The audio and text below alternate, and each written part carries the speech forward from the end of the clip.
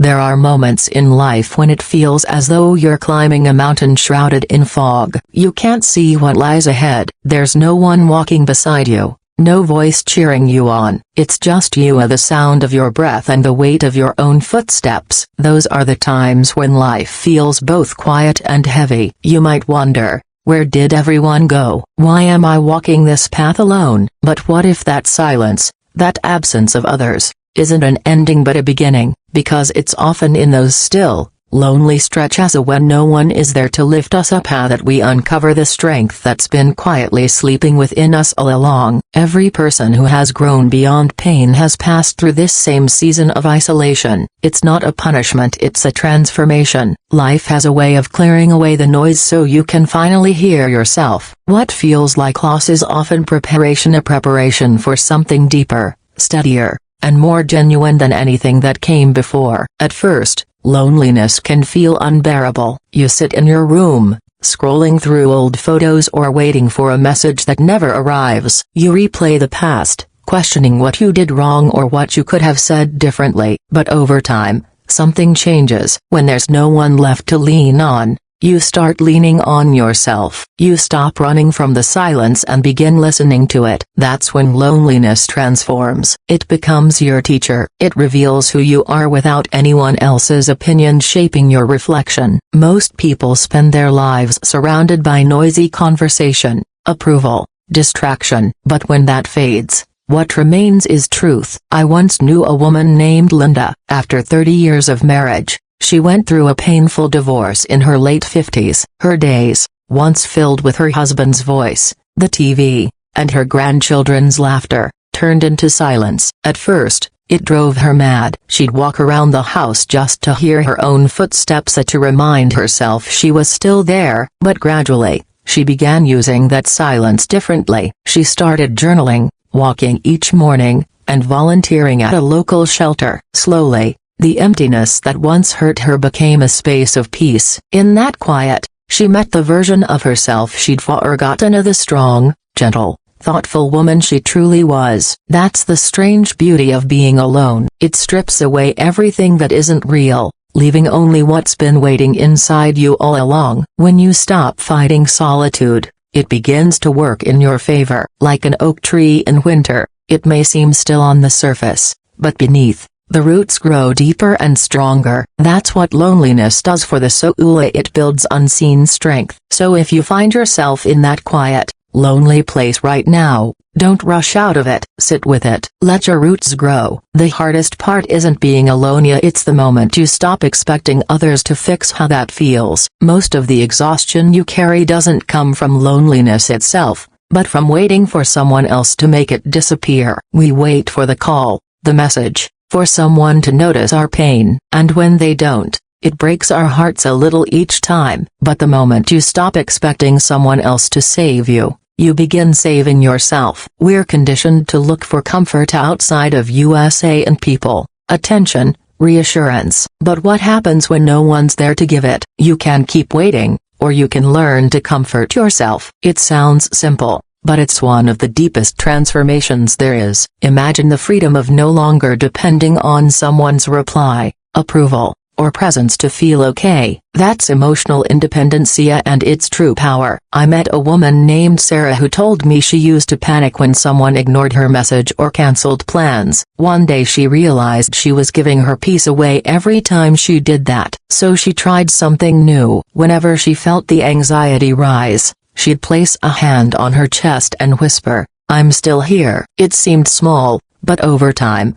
it changed her. She stopped looking for comfort outside and found it within. The most peaceful people aren't those surrounded by constant love and attention. They're the ones who can sit quietly with their own thoughts and still feel whole. When you stop chasing reassurance, you start attracting respect. People can sense emotional independence. You stop begging for attention. Stop needing validation. You simply exist with quiet confidence, and that confidence speaks louder than words ever could. One of the most subtle traps that keeps us stuck when no one is there for us is complaining. It begins innocently. You're hurt or disappointed, and you need to talk about it. But soon, you find yourself repeating the same story again and again. The story doesn't change, only your energy does. Complaining feels like movement, but it keeps you standing still. I once knew a man named George who lost his job at 61. He was furious at his boss, the company, the economy. For months,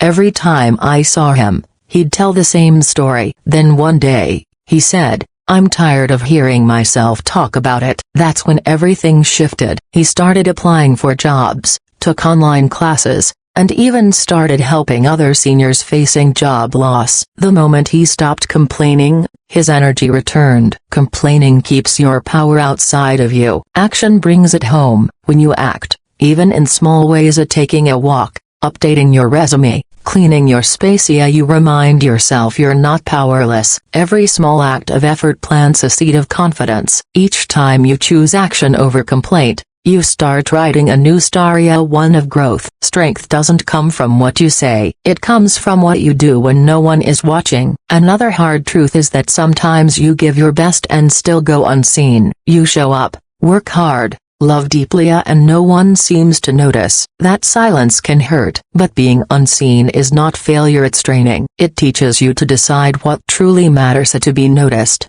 or to be real. I met a woman named Carol who cared for her elderly mother. She cooked, cleaned, and stayed up through sleepless nights, yet her family rarely acknowledged it. One day she said, "It feels like I disappeared." But eventually she realized she wasn't doing it for recognition. She did it because it was right, because it reflected who she wanted to be. When her mother passed, Carol didn't regret a single sleepless night. She found peace knowing she had given her all with love. Being unseen doesn't make you unworthy, it means your worth no longer depends on others' eyes. When you recognize your own effort, your own goodness, you stop needing the world's applause. That's real freedom, quiet, steady, and grounding. Validation from others fades as quickly as it comes. Self-validation becomes your foundation. When you can look at yourself and say, "I did my best, even when no one noticed," that's true peace. That's strength that doesn't rely on anyone else's approval. When you stop needing recognition,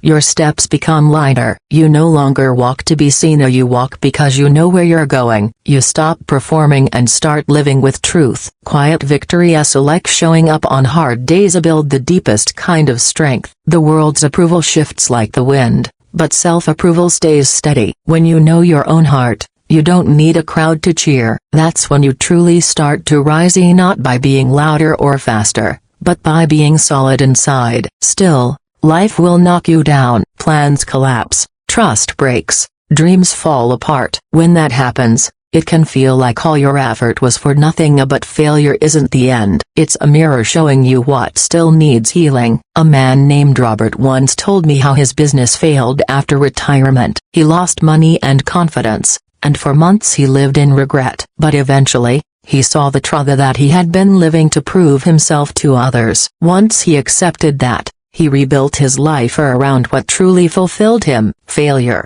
when faced honestly, becomes fire. It burns away illusion and reveals truth. The difference between those who stay down and those who rise again isn't luck, it's response. Some keep rereading their past, others start writing the next chapter. Rise. Even if your knees shake, you don't have to rise perfectly, just rise. Each time you rebuild, you prove you can. Storms don't destroy strong trees, they test their roots. If you've fallen, it's only life showing you where to strengthen next. But even after rising, motivation can fade. That's when willpower must take over. Emotion can start the journey, but discipline keeps it alive. Progress doesn't depend on inspiration, it depends on consistency. The people who succeed quietly are the ones who show up even when they don't feel like it. I met a woman named Betty who opened a bakery after her husband passed. At first, it was exciting. Then came the lonely mornings and doubt. But she kept going one batch at a time. I stopped asking how I felt,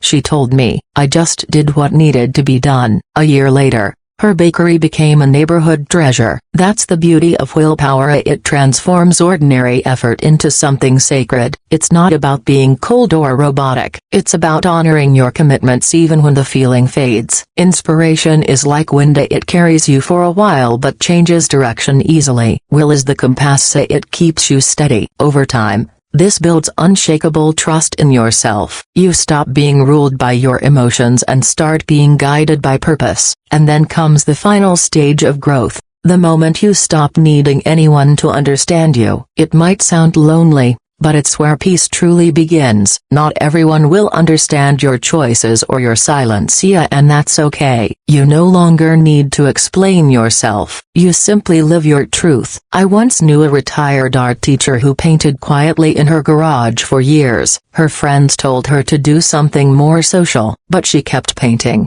day after day. Eventually, her work was discovered and displayed at a local gallery, but she said the real reward wasn't the recognition, it was the quiet years she spent painting without needing anyone's permission.